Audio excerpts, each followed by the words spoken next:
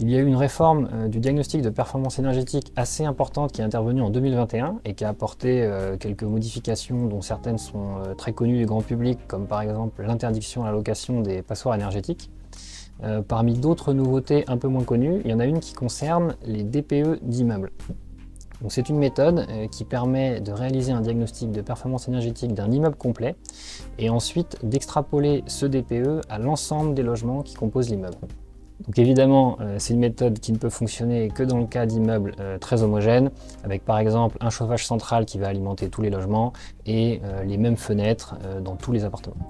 Si on a bien un cas de figure avec un immeuble très homogène, on va pouvoir obtenir les DPE de chacun des logements sans forcément avoir à tous les visiter. Donc évidemment, c'est une méthode d'obtention des DPE qui va être beaucoup moins coûteuse pour les propriétaires. C'est quelque chose qui intéresse particulièrement les bailleurs sociaux, qui sont justement des propriétaires dont le patrimoine répond à ces critères d'homogénéité. Pour établir ce type de diagnostic de performance énergétique d'un immeuble, la méthode consiste à visiter un échantillon de logement.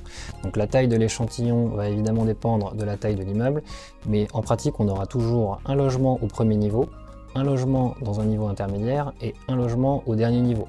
On va également chercher à ce que cet échantillon soit représentatif en visitant des appartements qui ont différentes expositions par exemple. En plus de cette visite d'un échantillon de logement, on va étudier tous les équipements techniques de l'immeuble, donc par exemple sa chaufferie, son système de ventilation, etc. Et on va également relever toutes les dimensions du bâtiment concerné. Pour ça, on utilise, quand on nous en fournit des plans de l'immeuble évidemment, on va faire un certain nombre de relevés de mesures sur site. Et on va même parfois avoir à faire des relevés de mesures depuis des vues satellites comme Géoportail qui nous permettent de vérifier certaines mesures. Quand on a terminé d'établir le diagnostic de performance énergétique de l'immeuble, on va passer à la phase d'extrapolation, celle qui nous permet d'obtenir les DPE de chacun des logements de l'immeuble. Pour ça, on va noter les caractéristiques de tous les logements. Ce sera notamment leur surface ainsi que leur position dans l'immeuble, en bas, au milieu, en haut, le nombre de fenêtres de chacun de ces logements. Toutes ces informations vont nous permettre d'obtenir tous les DPE des appartements qui composent l'immeuble avec une répartition réaliste. C'est-à-dire que le DPE de l'immeuble entier correspondra à la moyenne de tous les DPE des appartements qu'il compose.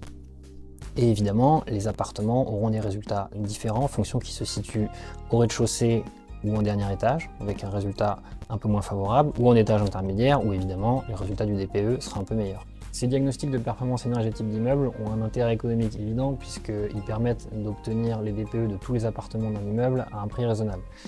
Ils ont également l'avantage pour le propriétaire de le renseigner sur les travaux qui peuvent être faits pour améliorer la performance de son actif. Donc ça peut être par exemple, est-ce qu'on peut améliorer tous les DPE des appartements de l'immeuble d'une lettre en remplaçant la chaudière ou en remplaçant les menuiseries de l'immeuble.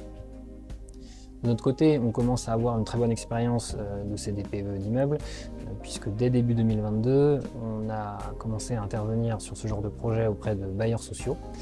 Et en seulement 2 ans, on a réalisé des DPE d'immeubles dans plusieurs centaines de bâtiments pour un total d'environ 15 000 logements.